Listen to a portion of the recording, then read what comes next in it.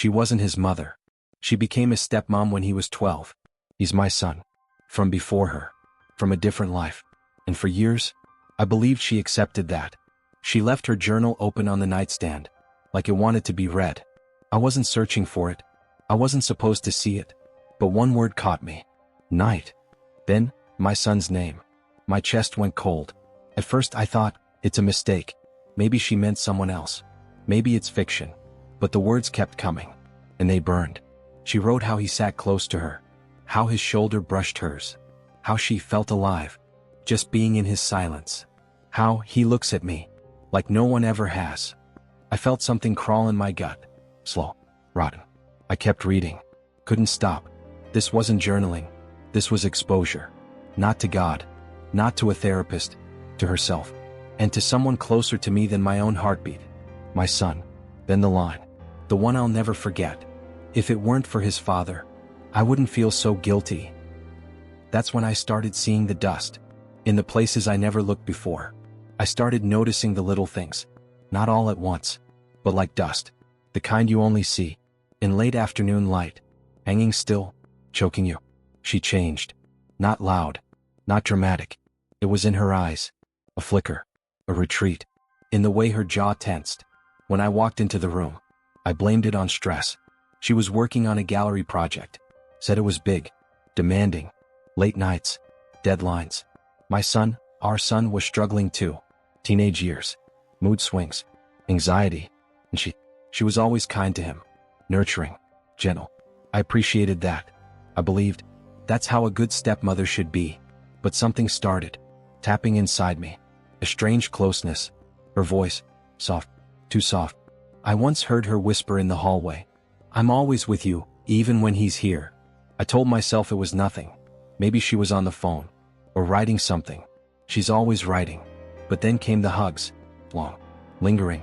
Her hands gliding down his back. A second too long. And her eyes. When he walked out of the bathroom in just a towel, I saw the way she looked at him. And I didn't want to admit what that look felt like. It wasn't motherly. Was something else. One night, I went to bed later than usual. She was already asleep. Light off. Just the small lamp still glowing. Her face, calm. Unbothered. Next to her, the journal. I'd seen it before. She always wrote in it. A space for emotions, she called it. But this time, it was open. Her handwriting, clean. Sure. Too elegant for a person. Hiding poison. I read the first line. He came to me again in my dream. This time, we weren't hiding. My chest locked. It's not my fault. That he's warm. That he's real. That he makes me feel like a woman again. I closed the journal. My hands shook. This wasn't about me. But it was my house. My wife. My son. The next morning, I said nothing. I made coffee. Toast clicked in the old toaster. Our dog, Bruno, snored under the table. She walked in. Hair messy. Her smile ordinary. Morning, she said. I didn't answer. Just watched the steam rise. From my cup. Into the light. I knew it then. This was just the beginning. It was just a normal dinner. Friday night. Pasta. A little wine. TV murmuring in the background. He sat across from her. Talking about some movie they'd watched in school. She looked at him. Focused. Smiling. A smile I hadn't seen in years. Not for me. Her eyes sparkled. Not because the story was funny. But because he was telling it. She laughed with him. Not at the film. With him. Like they shared a secret rhythm. Like they were breathing the same air. I sat beside them. And felt like a guest in my own home. He finished. Stood up. Said he was tired. I'll head to bed. She nodded. Slowly. Like holding back something warmer. And when he left, her face changed. Straighter. Calmer. She took another sip of wine. Then, casually, he looks good. I blinked. Who? Your son, she said. He's really grown. Not a kid anymore. I didn't answer.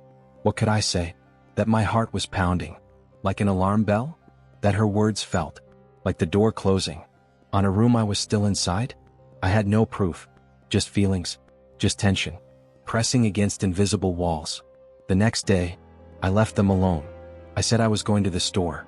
I didn't trust her. I just wanted to see what she'd do when she knew I wasn't home. I forgot my wallet on purpose. Came back. 20 minutes later. I came back earlier. Then I said, just 20 minutes. The front door, locked.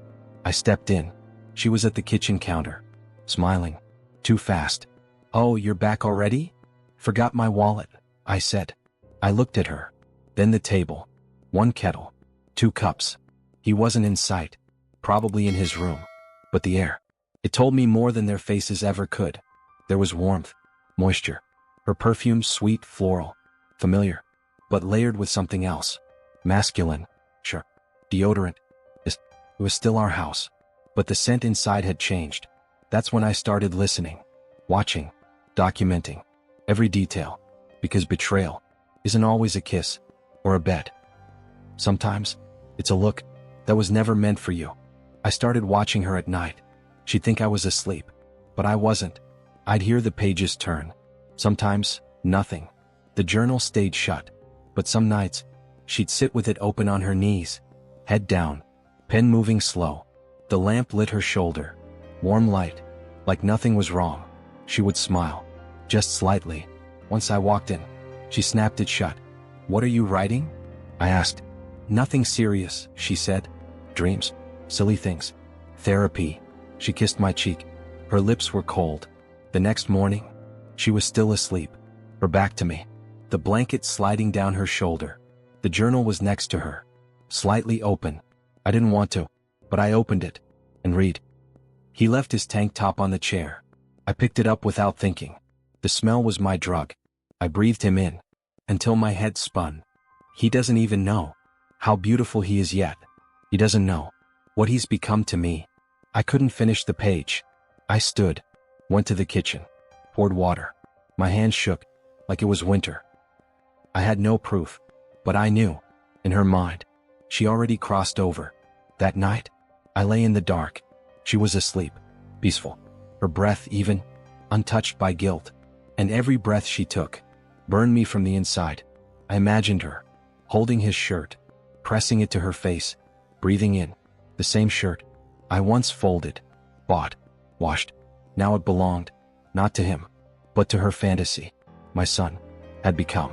Her secret story. The irony? She always said. Honesty is everything. That secrets kill love. Now I lived in a house. Where every wall whispered. You're no longer the main character. In her story. Morning came. She acted normal. Made omelets. Brewed coffee. Played a YouTube video. About letting go of expectations. Her hair still wet from the shower. Her skin glowing.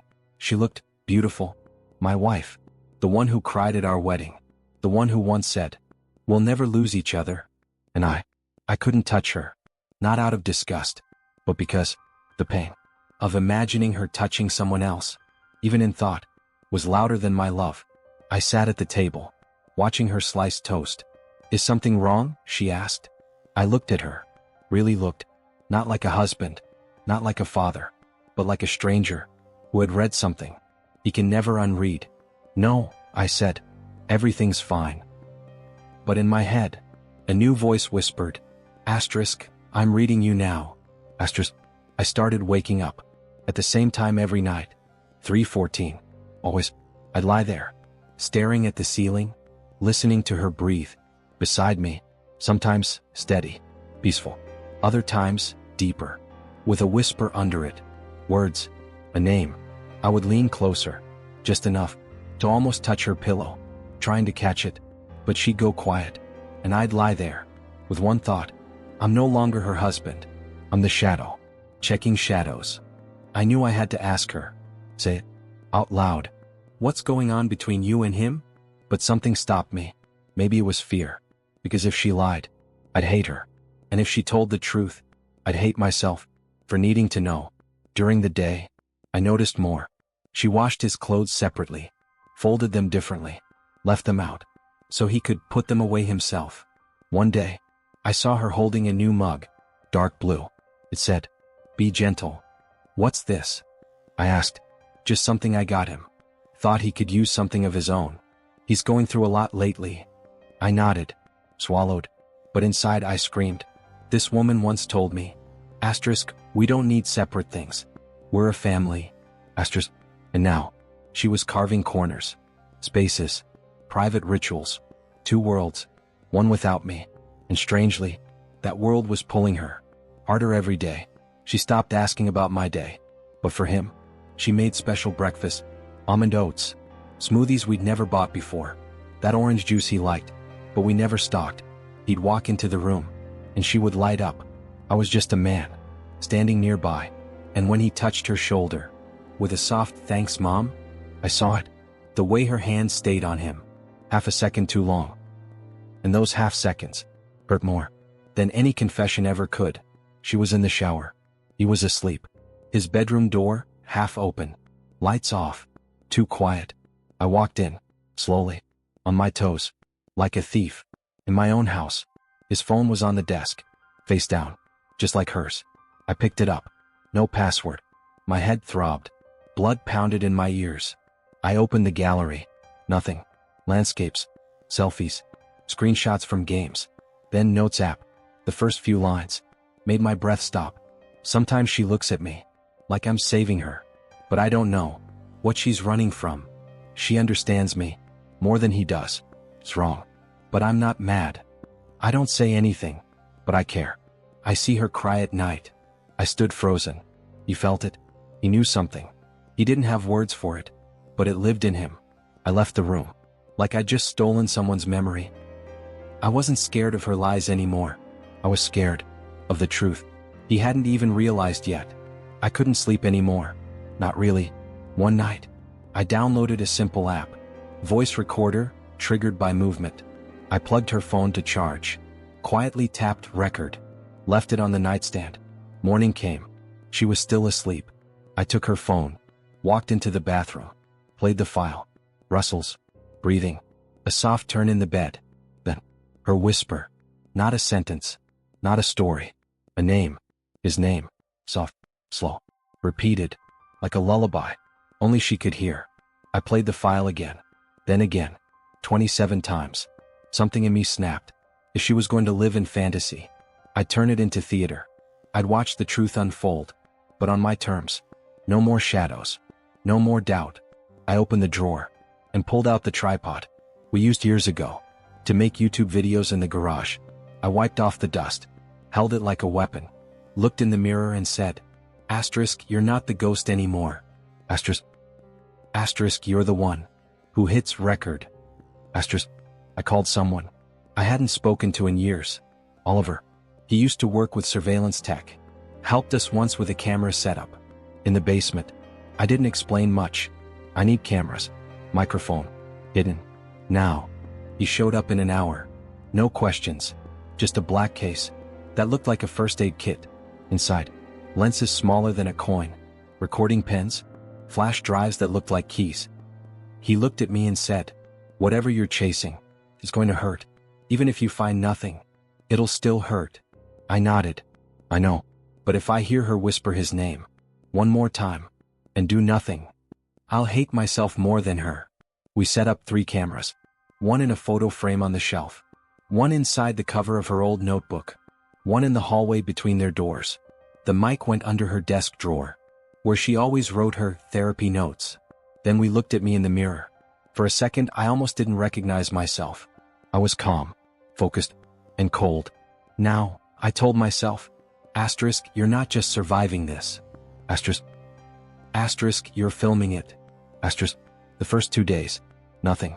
She cleaned, cooked, smiled, spoke to him in short, careful phrases. Not a flicker out of place. I thought I was losing my mind. Maybe I imagined it all. Maybe I really did go mad. But on the 3rd night, everything cracked.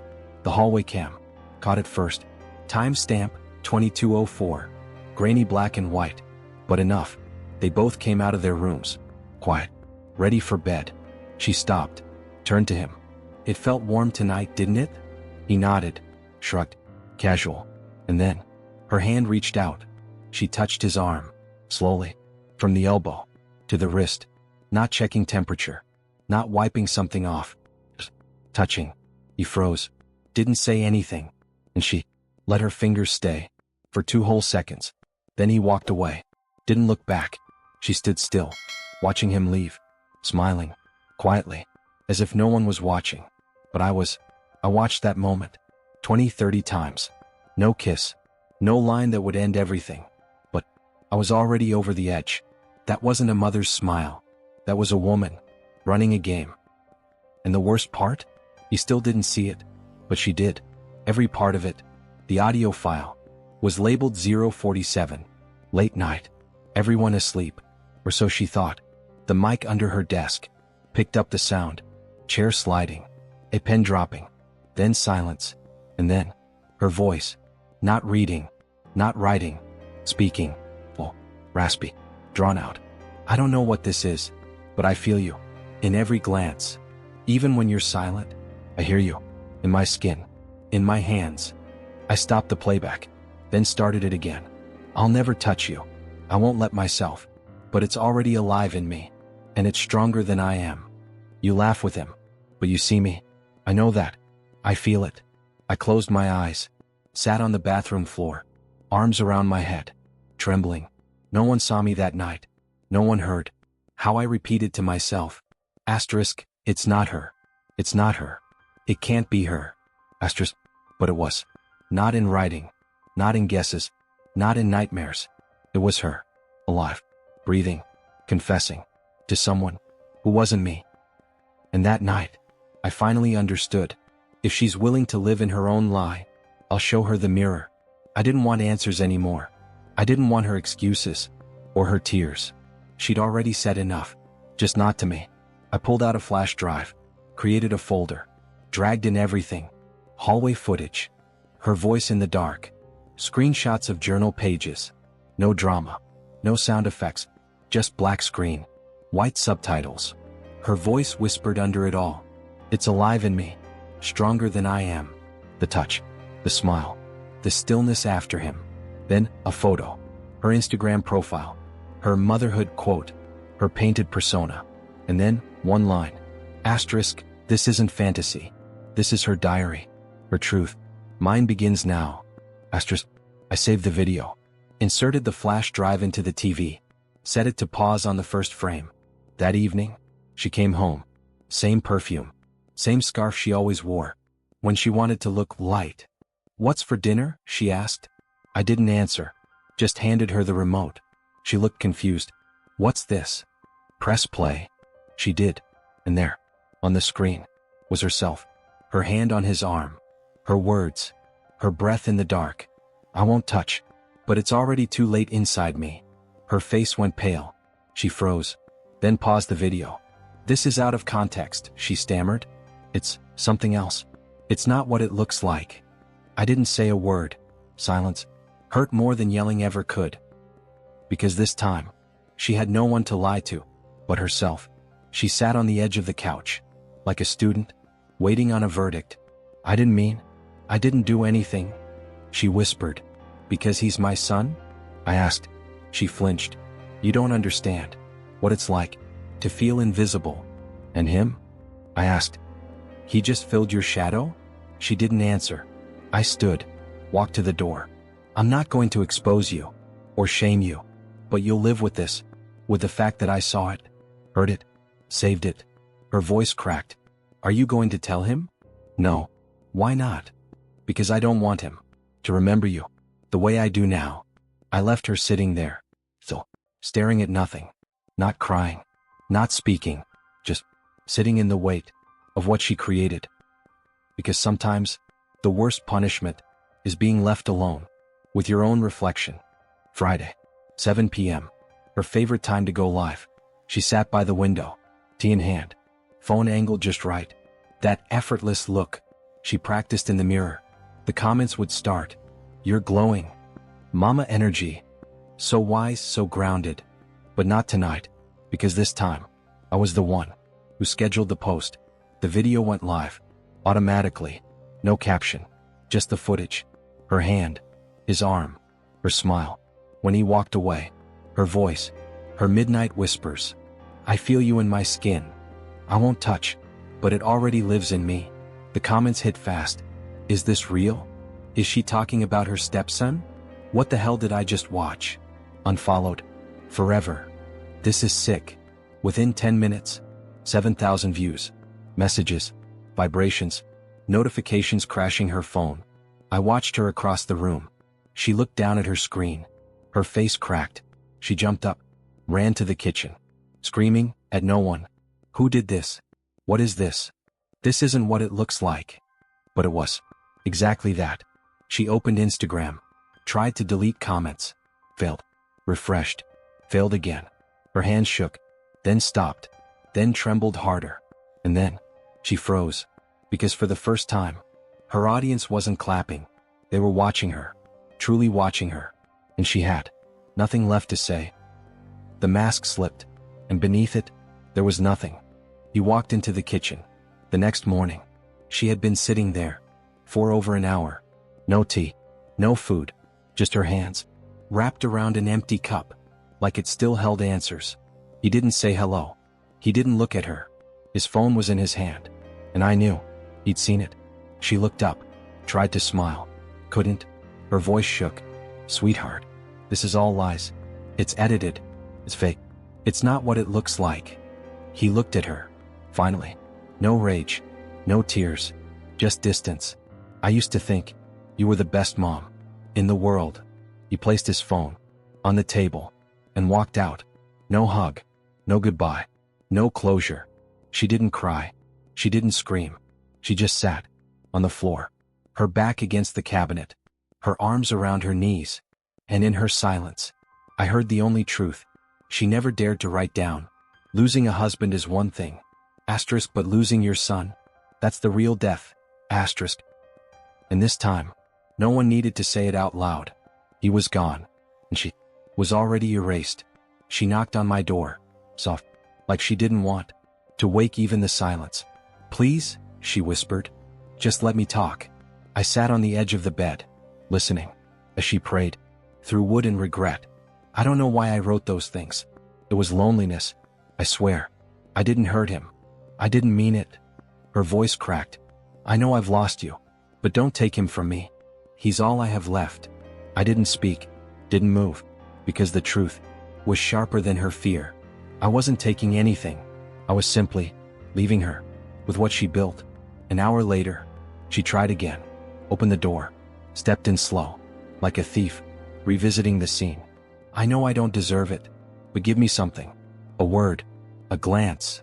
I looked up. First time in days. You wanted to be the heroine of your story? I stood, walked past her. Then live with your ending.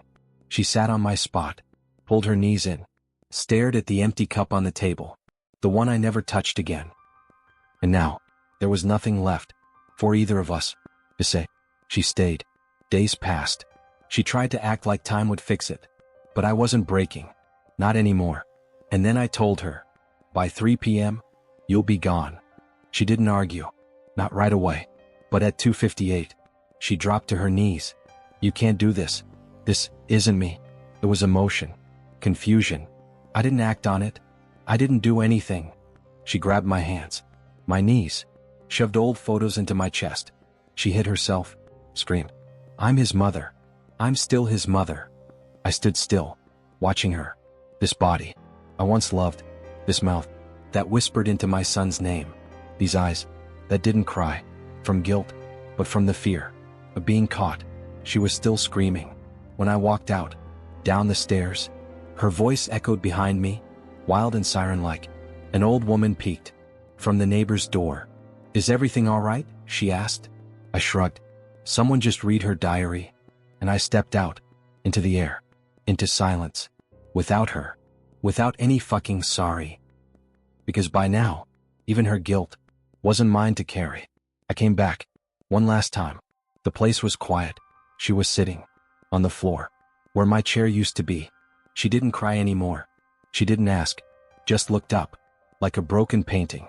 I walked past her, no words, picked up the last thing she owned, that still felt real, her diary. I placed it on the table, right in front of her. You wanted to be heard? I asked quietly. Start by reading yourself. She didn't reach for it, didn't move, just stared, like it was a mirror, too sharp to face.